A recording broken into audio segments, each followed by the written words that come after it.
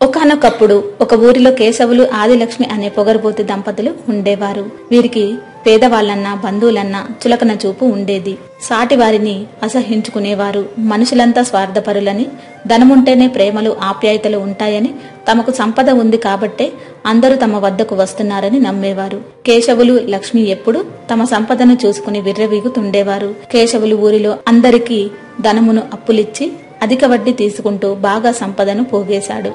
భార్య ఆదిలక్ష్మి గేదెలను పెంచి వాటి పాలు పెరుగు అమ్మి డబ్బు సంపాదించేది. చివరకు గేదె పేడను కూడా అమ్మేది. ఏమండి, రేపటి నుంచి గేదె పాల ధర పెరుగు ధర పెంచుదామనుకుంటున్నానండి. అలా అయితేనే మనకు ఇంకా ఎక్కువ ధనం వస్తుంది కదా. మంచి ఆలోచన. అలాగే ఎవరికి అనుమానం రాకుండా పాలల్లో ఇంకా కొన్ని నీళ్లు కలుపు, పెరుగులో కూడా నీళ్లు కలుపు. నేను కూడా ప్రజల దగ్గర తీసుకునే వడ్డీ పెంచుదామనుకుంటున్నా. అప్పుడు మనకి ఇంకా డబ్బు ఎక్కువ వస్తుంది. దంపతులిద్దరూ ఇలా ప్రజలను ఎలా మోసం చేసి ధనం సంపాదించాలా అని రోజూ ప్రణాళికలు వేసుకుంటూ కొద్ది రోజులకు ఆదిలక్ష్మి వద్ద పాలు పెరుగు తీసుకునే వారికి పాలల్లో పెరుగులో నీళ్లెక్కువ కలుపుతుంది అనే అనుమానం వచ్చింది. అలాగే వడ్డీ ఎక్కువ చేయడం పైన కూడా ఊరి వాళ్లు కేశవుల మీద ఆగ్రహం చూపిస్తున్నారు. లచ్చమ్మగారు, ఏంటండి ఇది? ఇవి పాల నీళ్ల? చుక్క చుక్క పాలకి గ్లాసుడి నీళ్లు కల్పిస్తున్నట్టుంది.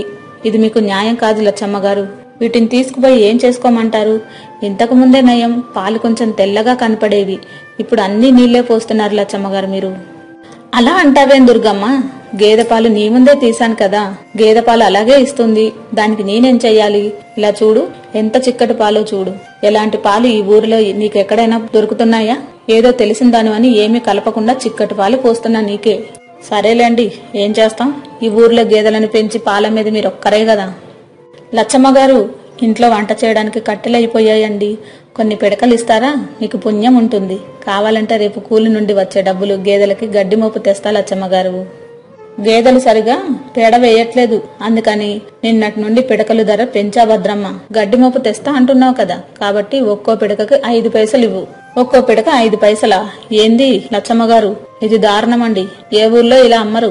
మిమ్మల్ని చూస్తుంటే పిడకలు అమ్ముకుని కూడా బతకొచ్చనిపిస్తుంది. సరే ఇవ్వండి, అవసరం నాది కదా. రేపు గేదెకు గడ్డి మోపు తేవడం మర్చిపోకు దుర్గమ్మ. ఏంటంటే ఇది కేశవులు గారు, మీరు ఇలా వడ్డీల మీద వడ్డీలు పెంచుకుంటూ పోతే మేము మీ వడ్డీ ఎలా తీరవాలి? మేము ఎలా బతకాలి? బాకీ ఎలా తీర్చాలి? డబ్బులిచ్చేటప్పుడు వడ్డీ ఒకటే చెప్పారు గాని ఇలా పెంచుకుంటూ పోతానని చెప్పలేదు కదా. ఇలా అయితే నేను గ్రామ పెద్దకు ఫిర్యాదు చేస్తాను మీ మీద. అబ్బో, ఫిర్యాదు చేస్తాడా? ఫిర్యాదు భలే మనగాడు బయలుదేరాడు. నువ్వు ఎవరికైనా ఫిర్యాదు చేసుకోపో, నాకేం భయం లేదు. నేనేమైనా తప్పు చేస్తే భయపడాలి. రోజు రోజుకు ధరలు పెరిగిపోతున్నాయి. అలాంటప్పుడు వడ్డీ కూడా పెరుగుద్ది వెంకన్న. అయినా నా డబ్బు నా ఇష్టం. నీకు వడ్డీ కట్టడం చేత కాకపోతే డబ్బు తీసుకోకుండా ఉండాల్సింది. చేసుకో, ఫిర్యాదు ఎవరు చేసుకుంటావో చేసుకో, నేను చూస్తా. నాకు కూడా తెలుసు గ్రామ పెద్ద. ఒకరోజు ఎప్పటిలాగానే ఎవరి దగ్గర డబ్బు ఎలా తీసుకోవాలి, ఇంకా సంపద ఎలా పోగేయాలనే విషయం గురించి మాట్లాడుకుని నిద్రపోయారు. ఒక రాత్రి సమయంలో తలుపులు దబదబా బాదుతూ శబ్దం వినిపించింది. ఉలిక్కిపడి లేచిన భార్య కంగారుగా భర్తను లేపింది.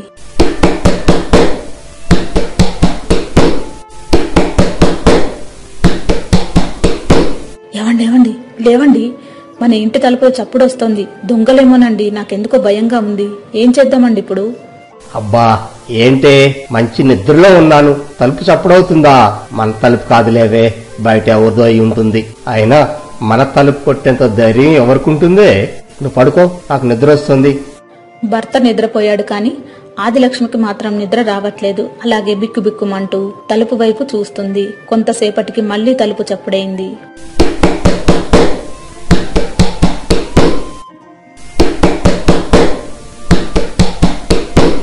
లచ్చమ్మగారు, ఓ లచ్చమ్మగారు, నేను పక్కింటి గంగమ్మను. ఒకసారి తలుపు తీయండి, ఒక ముఖ్య విషయం చెప్పాలి మీకు. ఓహో, పక్కింటి గంగమ్మ డబ్బు అప్పు అడగడానికి వచ్చినట్టుంది. ఛీ, వెధవ బతుకు. ఏ సమయంలో అడగాలో తెలియదు. బుద్ధి లేని మనుషులకి అనవసరంగా డబ్బులిచ్చాను. కొంతసేపటికి మళ్లీ తలుపు చప్పుడైంది. ఎవరో అప్పు కోసం వచ్చి ఉంటారని ఆదిలక్ష్మి పట్టించుకోలేదు. కేశవులు గారు, నేను వెంకన్నను, ఒకసారి తలుపు తీయండి, చాలా ముఖ్యమైన విషయం చెప్పాలి మీకు. ఓ కేశవులు గారు, తలుపు తీయండి ఒకసారి. వెంకన్న, నీకు డబ్బులు అడగడానికి ఈ సమయమే దొరికిందా? అయినా మొన్న మధ్య వడ్డీ తీసుకుంటున్నానని నా మీద గొడవ పడ్డావు కదా, మళ్ళీ ఏ మోహం పెట్టుకుని వచ్చావు? అసలు నీకు అప్పివ్వను పో, ఇంకోసారి నా దగ్గరికి రావద్దు వెంకన్న. అలా ఆ రాత్రి చాలాసార్లు తలుపు చప్పుడైంది. డబ్బుందని అహంకారంతో భార్యాభర్తలు తలుపు తీయకుండా నిద్రపోయారు. మర్నాడు ఉదయాన్నే వాకిలి ఊడుద్దామని లేచిన ఆదిలక్ష్మి దొడ్లో గేదెలు కనపడకపోయేసరికి ఒక్కసారిగా ఆందోళనతో పెద్ద కేక పెట్టింది. ఏమండోయ్, ఆ మొద్దున నిద్ర ఆపి త్వరగా రండి, కొంప మునిగిపోయింది, మన గేదెలన్నీ కనపడటం లేదు. ఏమైందే? ఎందుకలా ఊరంతా అయిన పడేలా గావు కేకలు పెడతావు? ఇప్పుడు ఏమైందని? ఏముందా, నా బొంద అయింది. అవతల మన గేదెల్ని కనపడడం లేదని ఇందాకటి నుంచి మొత్తుకుంటుంటే ఏమైంది అని నెమ్మదిగా అడుగుతారేం? వెళ్ళండి, వెళ్లి వంటగదిలో కర్ర పట్టుకురండి, గేదెలను వెతుకుదాం. ఏమై, మన కొంప మునిగింది, త్వరగా రా. వంటగదిలో సామాన్లు ఒక్కటి కనపడటం లేదే. భార్యాభర్తలు గుండెలు బాదుకుంటూ ఇల్లంతా తిరిగారు. ఇంట్లో ఒక్క సామాను లేదు. ఇన్నాళ్లు పాలల్లో పెరుగులో నీళ్లు కలిపి సంపాదించిన సొమ్ము, పిడకల మీద సంపాదించిన సొమ్ము, గేదెలు, వడ్డీల మీద వడ్డీలు వేసి సంపాదించిన సొమ్ము, వడ్డీ పత్రాలు, ఇంట్లో బంగారం, వెండి మొత్తం ఆ రాత్రి దొంగలు పడి దోచుకుపోయారు. భార్యాభర్తలు పెద్దగా ఏడవసాగారు. ఇదంతా విన్న చుట్టుపక్కల ప్రజలు గుమికూడారు. ఏమైంది? ఎందుకు ఏడుస్తున్నారు? ఏదైనా ఇంట్లో అశుభం జరిగిందా? లేదయ్యా, రాత్రి వాళ్ళ ఇంట్లో దొంగలు పడి వాళ్ళు పడుకున్న మంచాలు మాత్రం వదిలి మిగతాదంతా దోచుకుపోయారట.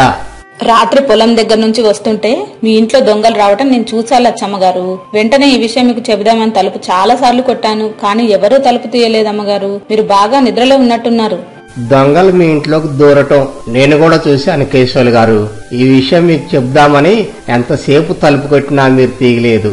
వాళ్ల మాటలు విన్న ఆదిలక్ష్మి దంపతులు ఒకరి ముఖాలు ఒకరు చూసుకుంటూ బోరుమని ఏడ్చారు.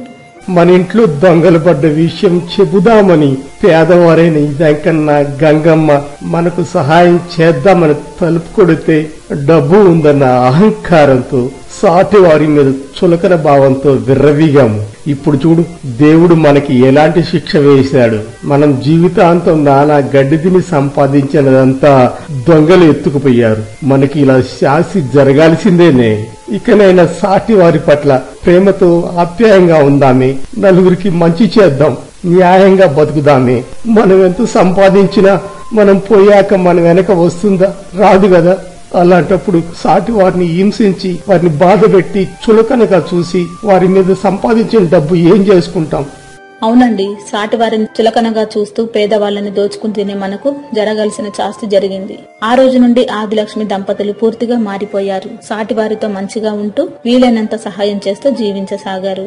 మీకు మా ఛానల్లోని స్టోరీస్ అన్ని నచ్చినట్లయితే లైక్ చేయండి, షేర్ చేయండి, సబ్స్క్రైబ్ చేయండి. అందరికీ థ్యాంక్ యూ అండి.